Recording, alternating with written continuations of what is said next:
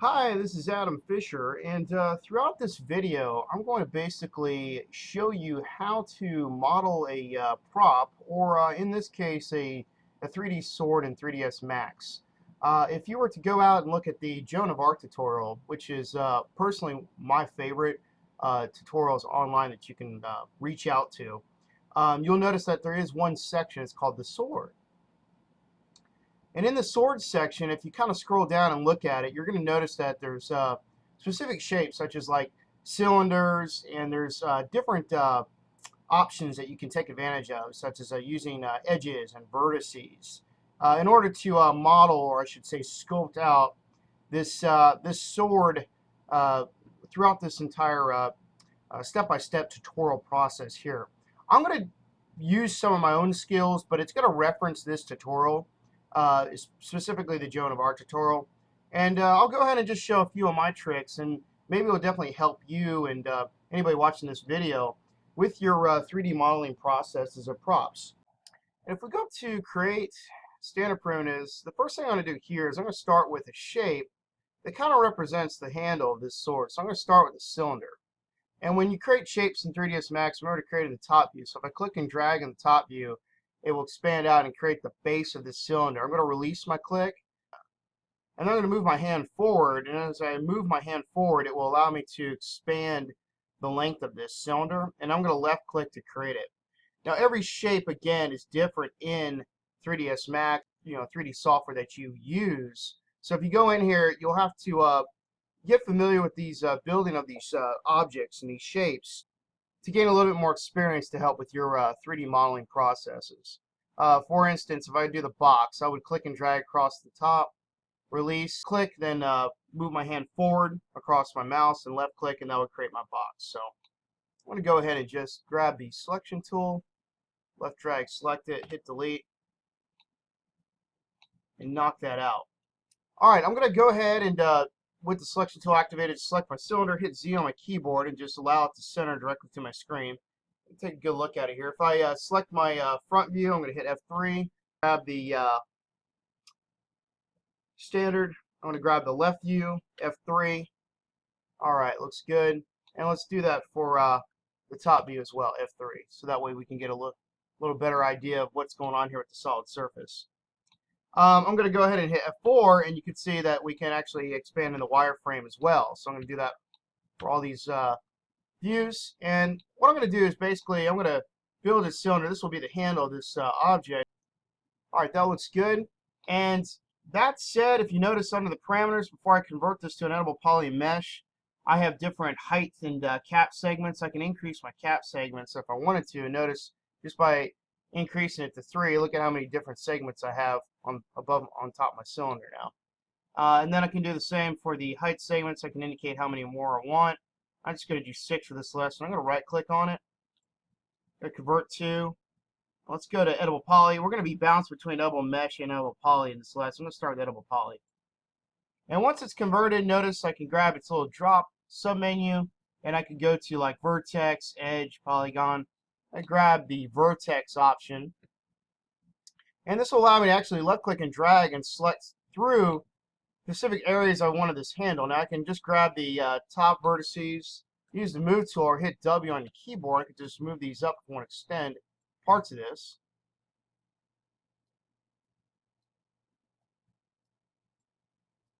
Okay, that looks good for right now. The fun part about 3D modeling is you can build whatever you want. But you do have to follow certain guidelines, such as always trying to maintain quads. That's pretty key. Okay, got my cylinder handle here. I'm going to go in and grab Polygon, and then what I like to do is actually I'll take the top, select these polygons, and I'm going to hold Alt and left click and drag, and that will deselect. So now only the very top of my cylinder is selected. Extremely crucial for modeling such as props in this case is the extrude modifier. So if I go to extrude modifier, hit Z so I can get a better glance here. I'm going to go Alt W so I can go full screen. Notice the extrude. Now in the extrude property, and then there's bevel property under Polygon. If you're in Polygon, I'm going to click on the little box, this extrude setting. And now this little submenu comes up in the middle of your screen. I can just increase the length I want of this extrusion. So if I hold it down, left click and drag, let's say I'm going to go with a specific number. I'm going to do 30, then click check. That extrusion has now been made off the top of that part. So I've added a whole nother segment of this object. So if I go Control Z, notice it was right here. And if I redo, notice that that extrusion has been made. This is going to be very beneficial in your modeling of props or supporting objects needed for building of your design. So for instance, let's say I wanted to extrude out the bottom a little bit here. I'm going to select the poly, under poly mode, hold control, select these other two. Let's do the matching two on the other side here. Let's make sure I have that matching two. Alt W, come on down. There we go, that looks pretty good. Let's go back. Yeah, I got two matching sides. Let's just say, for instance, I want to extrude out the bottom part of this. Let's do it again. I can increase how much I want that length. And now voila, now I got this like little area of my handle here that kind of adds some details. So I'm going to hit check. And now with the move tool activated, these polys are still activated. I can even use this move tool to like move them down or move them up. So if I wanted to move it down, I don't know, it looks pretty cool. So that's a little bit about extrude and bevel. If I go to Editable Poly, I right click on this object, let's say convert to mesh now. Mesh has the same parameters, but it works a little bit differently. So if I go to Polygon, and I still have those polys selected, let's say I want to extrude out again. So I'm going to left click drag, I'm going to select the top of these cap segments, going to hold Alt now, left click and drag through, and I can deselect as needed.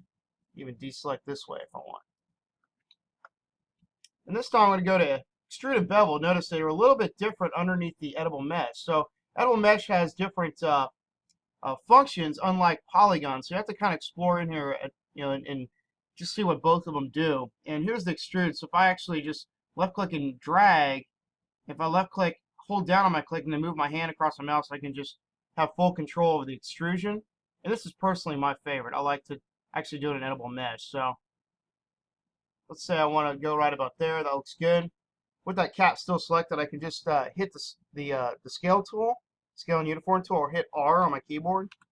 And then remember to always click and drag from the middle of that property. Don't do the outside. It creates non-uniform scale. So I can left click and drag and scale it in. Hit W on my keyboard and I can just move.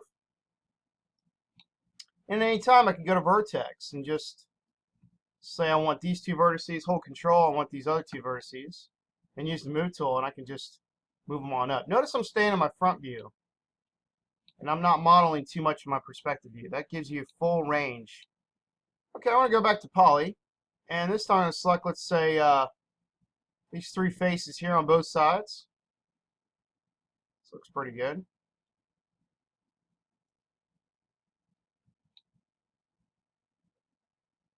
Let's use the extrude option again. I'm going to left click and drag across that top arrow. Now if I do it at the bottom, it'll extrude in, which is pretty neat, but I'm going to go out again. Say I want to build like another side of the sword. Looks pretty good. That looks interesting.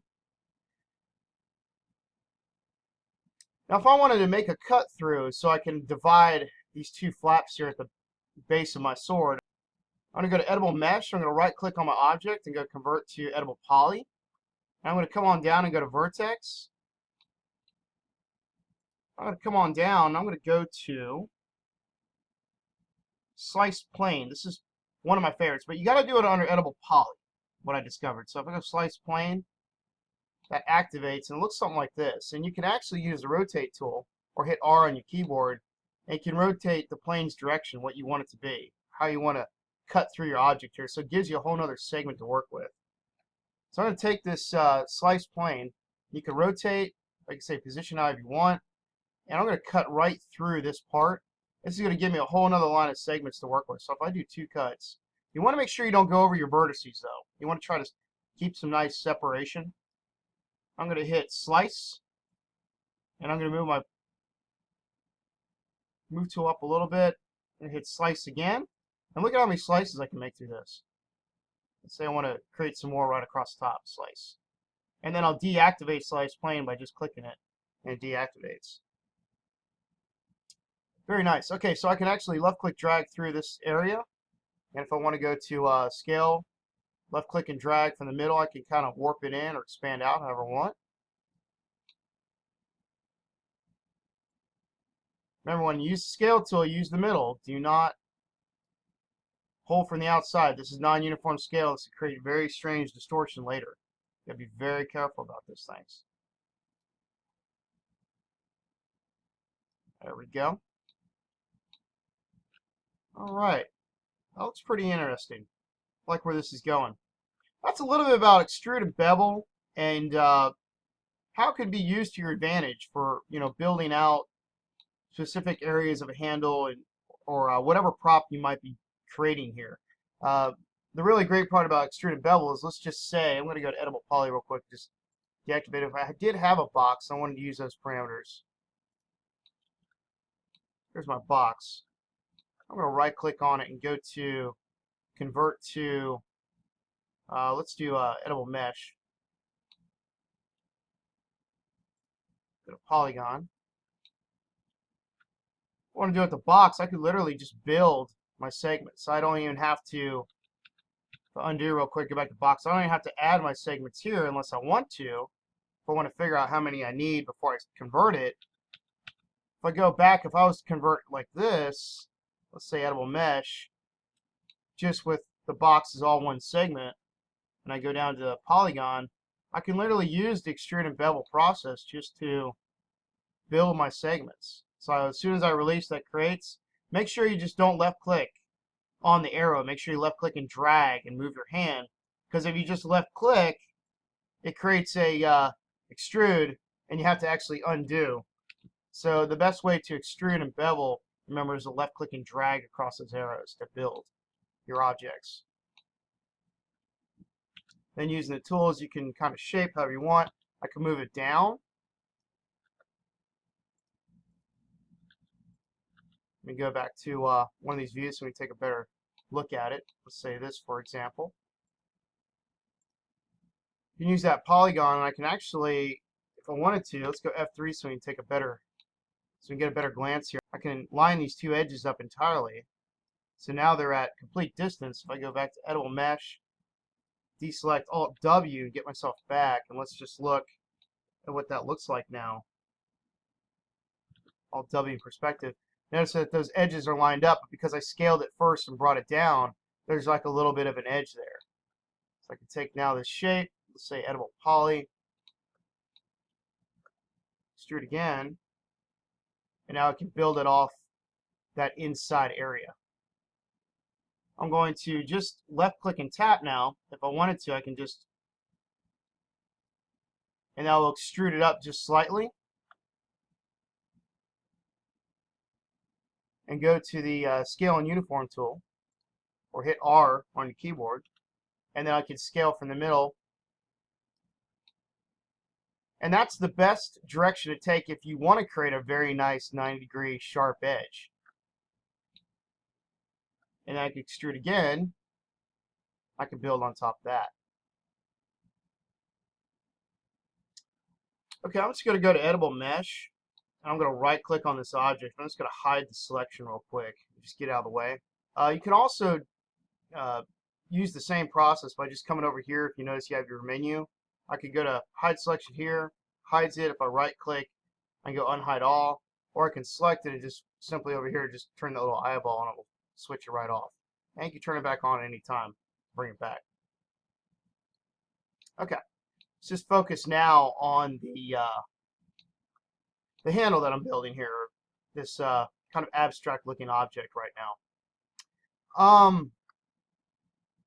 What I'll do is I'll go ahead and just expand out the top as if this is where the sword blade is going to be. So I'm just going to use now all the parameters of the vertex, the edge, poly, whatever I want to do.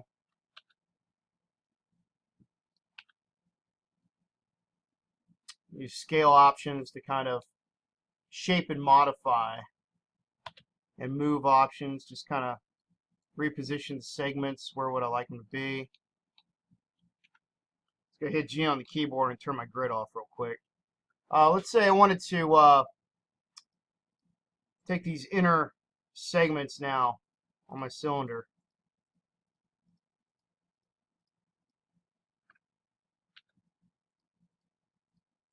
I grab these polygons that represent these inner segments.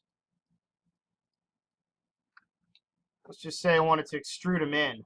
So I can actually use the extrude option.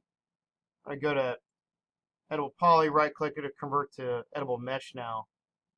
Let's go to Polygon here and let's just go ahead and extrude in. So if I click and drag down now, that will extrude in. See how it made the extrusion inward? And then bevel will allow me to actually pull it in. If I go down, it goes in. If I go up, it goes out. So bevel operates just like scale, or the scale tool. So mostly I just extrude and then I'll use the scale tool, but I have had a lot of students in the past, they just like take advantage of the bevel option right there. I'm going to go to Edible Mesh. Let's right click, let's go back to Edible Poly. There we go, I'm going to convert to Edible Poly now. You can see how I'm bouncing between Edible Mesh and Edible Polygon. Okay, let's see, move these up, give me some more depth at the end of that handle where the sword blade would be. It's like I've moved a few vertices I didn't mean to. That's okay, I'll figure out how to work with that. Where is that exactly? Oh, moved a couple vertices by accident, notice. Looks like I grabbed them earlier when I was moving up here or something. So if this ever happens, let's go to Polygon. I'm going to select these polys, just hit delete. There we go. Let's go ahead and delete this inner one too. Something happened by accident. I'm just going to go ahead and leave it on the poly. If you watch my other videos, the character modeling video, you'll already be familiar with this. I'm going to go to create. I'm going to go counterclockwise. I'm going to wait till the symbol turns into this, directly on the point. Left click, start. Left click, directly on the vertices. Left click, counterclockwise, all the way back to the original. I can build that back. Turn off create, deactivate. Perfect. Now everything's back to square one here. Okay. Let's see. I like where this is going here. Let's see, Edible Poly. I'm gonna come out. I'm gonna now flip my handle. If this is the bottom, select. I'm gonna use the rotate tool. I'm just gonna simply use the outer ring. Left click and drag, and I can rotate. Left click and drag across until I can rotate at an angle that's going to be perfect for what I need. And once I release, notice down here my values, I got like -0, -0, 179. That would actually be -180. So make that number even. And now that looks pretty good. I'm going to go to the move tool, move it on up. So now this is actually the end of the sword handle because I want to build my blade upward. Yeah, that's going to look good right there. Okay. So a sword blade is very thin, like, let's say I wanted to kind of jet out the side of this, the side over here. So I'm going to actually rebuild kind of this area. I'll have like a sword blade where one side doesn't come out past the handle on this side, it only comes out this side. So it's kind of like, I want to make it look like kind of like a sword cleaver. It'd be kind of cool. What I'm going to do is I'm basically going to knock out these polygons, or I'll rebuild them in a way in which we can actually have space for that sword blade to come out. So it looks like it actually fits in there, okay? And the back part will come up, and then maybe we can build out here or have some fun. Let's go ahead and work on that edge. So I'm going to go to Polygon. I'll select these front ones.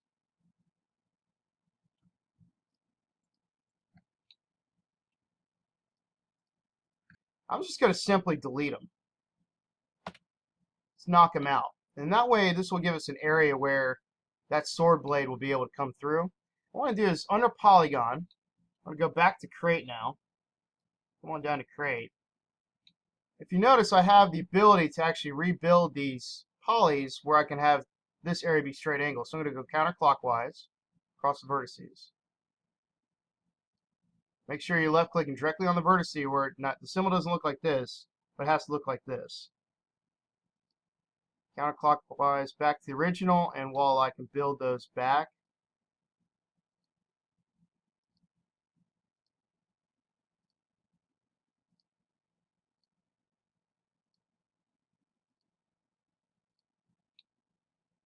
All right, and then this would be a quad, which is exactly what I want. So I'm going to go counterclockwise, cross. Again, be sure you're clicking directly on the vertex, because if you're not, you'll end up building a polygon that's like way out in this three-dimensional space, and that's not what we want. So click directly on them, and I can build that area back.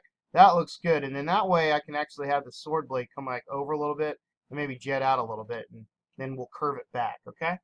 All right, add back to a poly. I'm done here. This looks pretty good. Let's deselect. Alt W. Let's get myself back. F3 here. See what we're looking like. Yeah, looks pretty cool. And let's go ahead and build the sword blade. So when I do sword blades, I use two-dimensional shapes. Now, two-dimensional shapes are really great because they can be converted to edible polys or edible meshes, and you can use the same parameters we're just using, even extrude and bevel options. So if I go to create, I go to shapes. Okay, you're going to notice I can do like lines, circles, ellipse. Let's just start with line just to learn these a little bit. So I'm going to say like a line. I'm going to left click, and I'm going to build in my top view, remember. You're capable of building down on the grid, and then therefore, every time you extrude up, you know you're building it from the grid or the plane. So I'm going to left click. Let's say I want this sword blade to kind of jet out. So I'm going to start this line, and I'm going to left click again. Let's say I want to have this sword blade kind of come up a little bit, have like a little bit of an area. Looks pretty good. I'm going to have it kind of bend outward a little bit. And by doing so, I can left click and drag. I can actually bend my path now. This is great. Left click and drag. I can actually shape bend it as I want. Let's say, make like a ninja Gaiden sword or something, right? Make it look really cool.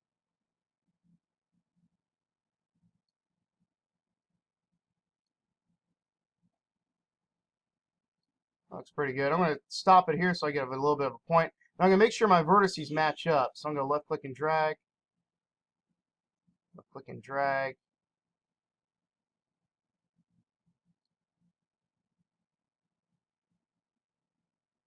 Click and drag.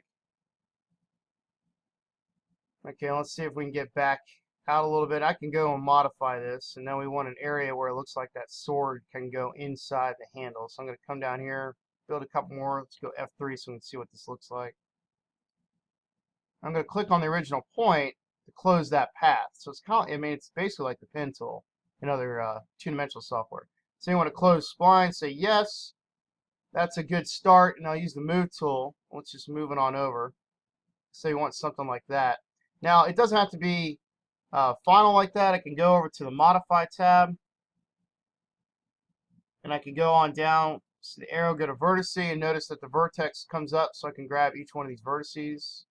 So I want to move them around. And notice that the control handles are available too, so I can even use the control handles to kind of manipulate the path a little bit further if I wanted to. Say I want like a really kind of thicker blade up top. Let's bring this part forward a little bit, all these. Let's extend the length of this. That's what I was trying to build. Let's say, grab all these up here. I can extend it as long as I want now.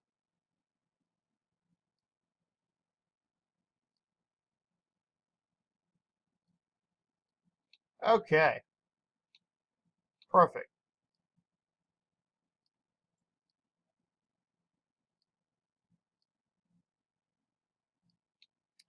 All right, so another thing I can do is, you notice we were building using the Bezier, the control handle. So, you know, when we clicked and dragged, we were able to shape the line. Those handles are still available, okay, and they can be bent. I could just take all these vertices, left click and drag, this whole spline, right click on it, and I could go to the smooth option, and it will just round all that out as well. So if I wanted to do that, I'm welcome to, okay, and that way I can basically create nice curvature of line throughout.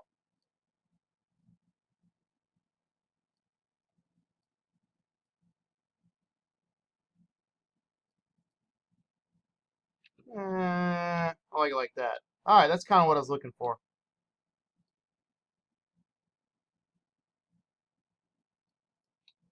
That'll be good to start.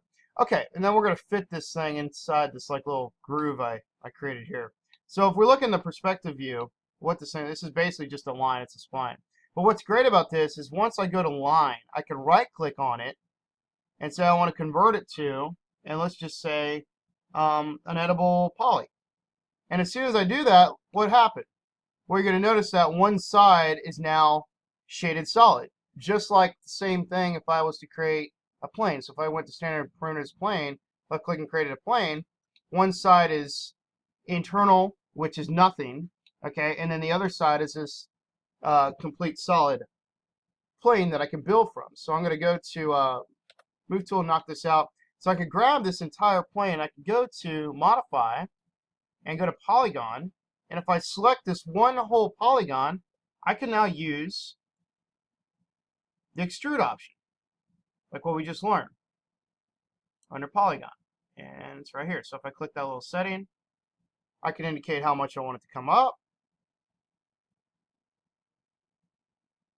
Swords are thin, remember? And now also notice that each vertex that we created becomes a segment. So I'm going to click check, build it. Remember, I can right click and go to editable mesh, and under polygon, if I wanted to use the same parameters, I'm welcome to. I can come on down, find extrude, and then just use the control handle here. Keep in mind that you can go to my LinkedIn page at linkedin.com if you would like to link up with me and have me as a resource and a reference in your list of contacts. You can send me a message at my LinkedIn, and that will reach out to my Yahoo email, hence my Gmail accounts, and I can always be there to help you. Thank you for watching, and look forward to working with you.